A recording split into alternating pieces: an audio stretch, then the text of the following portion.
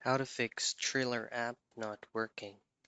Now in this quick video, I'm going to show you the most common way of doing troubleshooting step when it comes to application errors, crashes, or even not working.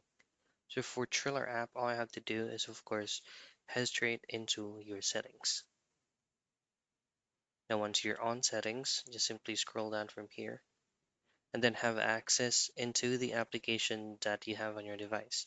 So go to apps. Now from apps, this is where all the applications that you've downloaded into your mobile device. Simply look for the Triller app that you downloaded. So for example, this one, you just have to tap on it and then choose on under storage, choose on clear data and clear cache.